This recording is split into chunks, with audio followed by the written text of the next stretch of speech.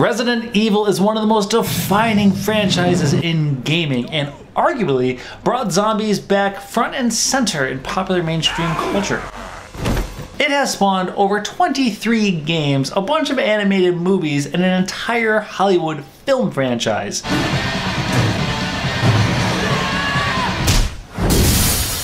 Yeah, that was a thing. Now, Resident Evil's history is dense, so for the sake of time in this video, we're just gonna stick to covering the core games in the series in this rendition of the history of Resident Evil. Resident Evil's history does not begin on the PlayStation, but instead on the Famicom back in 1989 with a little game called Sweet Home, which is an adaptation of the film of the same name.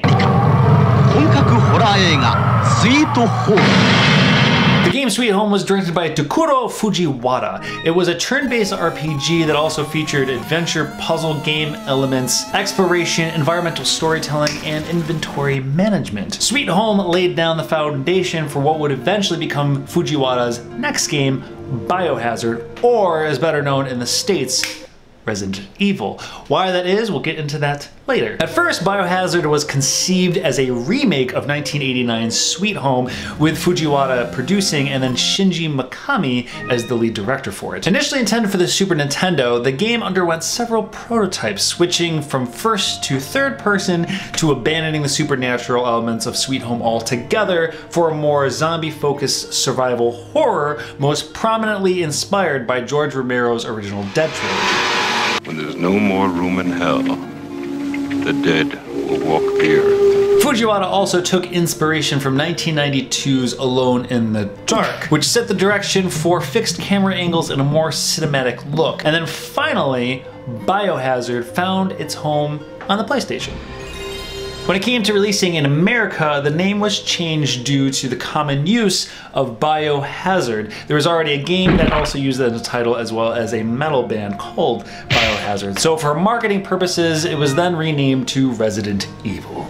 On March 22nd, 1996, Resident Evil was released, becoming Capcom's best debut selling game with 8.5 million copies worldwide. Wow, what a mansion! It was also among the first PlayStation games to get a mature rating, and then of course, one of the first games to popularize the survival horror genre. After its critical and commercial success, Capcom of course went directly into developing 2 more sequels to follow it. For Resident Evil 2, Mikami, who directed the first game, took a producer's seat with Hideki Kamiya directing the sequel. Now during its development, Resident Evil 2 actually went under significant changes before its release. Initially, the original build, or better known as Resident Evil 1.5, did not feature Claire Redfield at all, but instead another female protagonist named Eliza Walker. Unlike the final build with Claire Redfield, Leon Kennedy nor Eliza Walker ever crossed paths, and in fact both of them have completely different sets of supporting characters. Producer Mikami had creative differences with director Kamiya and found that the game's environment and gameplay was dull and boring. 60 to 80% into the game's development, it was completely scrapped, and they began rebuilding it from the ground up,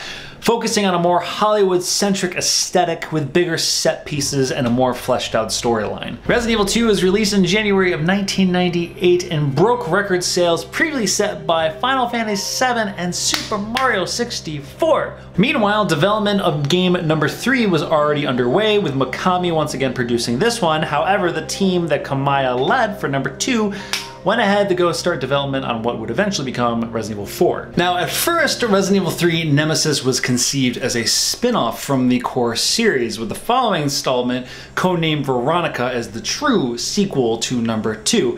After all, it only takes a few months after the conclusion of the second one, and also stars Claire Redfield. However, it's been reported by IGN that Sony actually bartered with Capcom to get the exclusive rights to the core series. This change was also meant with bringing back a core character from a previous installment, so in this case, Jill Valentine was chosen to be the star of number 3. Unlike the previous installments, Resident Evil 3 was designed to be a more action-oriented game, so it introduced the 180 churn as well as a dodge mechanic, and arguably Resident Evil's most menacing and iconic villain, Nemesis himself.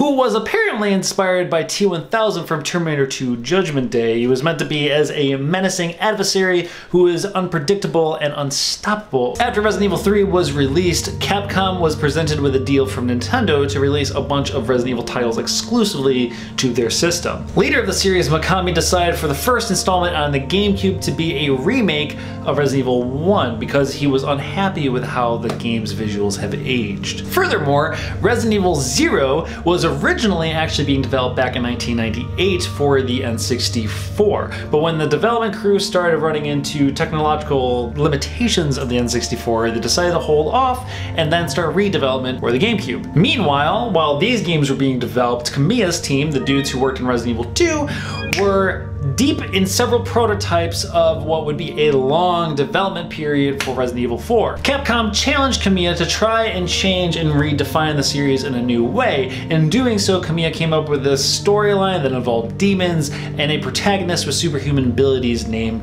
Dante. This particular prototype wouldn't go on to become Resident Evil 4, but in fact, a little game called Devil May Cry.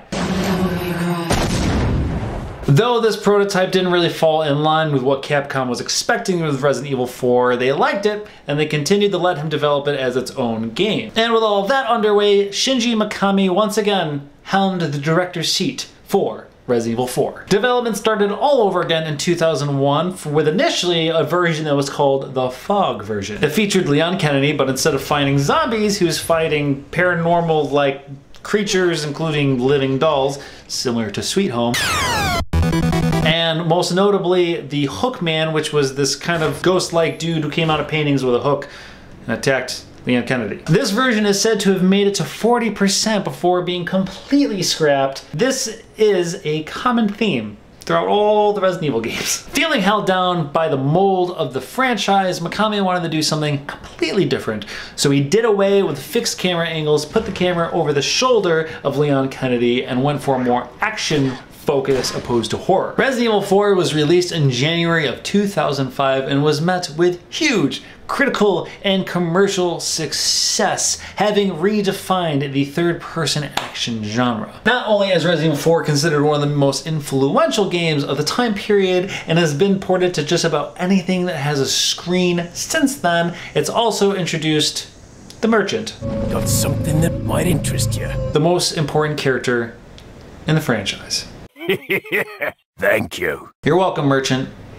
You're welcome. Resident Evil 5 followed and was among the first in the series that didn't feature Shinji Mikami as either producer or director. It was the first in the series to feature cooperative gameplay, also take place in an environment never seen or attempted in a previous installment, and most interestingly, almost entirely takes place in broad daylight. Though still maintaining an underlying biochemical horror element to it, Resident Evil 5 just about abandoned all survival horror tropes and instead went for pretty much a full-fledged action blockbuster Hollywood feel. Released in March of 2009, the game was met with criticism for it abandoning the genre's roots, but nonetheless, it was still very well received. It also faced allegations of racism for its depictions of African culture and villagers.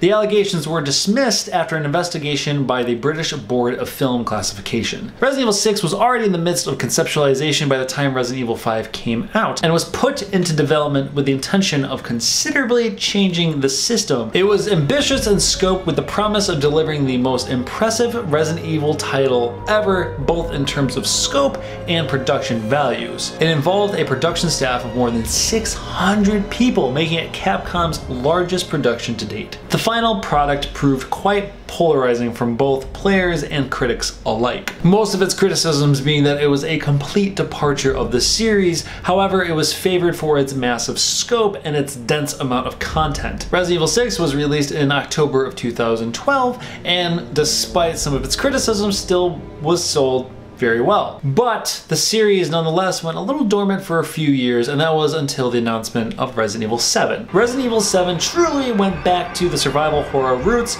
with focus on exploration, puzzle solving, and inventory management. And opposed to its previous film influences, Resident Evil 7 took inspiration mostly from the Evil Dead and Texas Chainsaw Massacre instead of the Romero-focused zombie jibber-jabber. And while re-envisioning itself, Resident Evil 7 is the first one in the core series to go completely first person. Resident Evil is a franchise that has undergone considerable changes and has redefined itself over and over again, while in some way or another trying to hold on to its core mechanics. Now a complete remake of Resident Evil 2 is underway and set to be released in January of 2019. And on top of this, Capcom stated in September of 2017 that another Resident Evil game is already in motion. With all of that said, thank you so much for watching. I really hope you gained some piece of value from it. Let us know in the comments if there was something you learned that you didn't know about.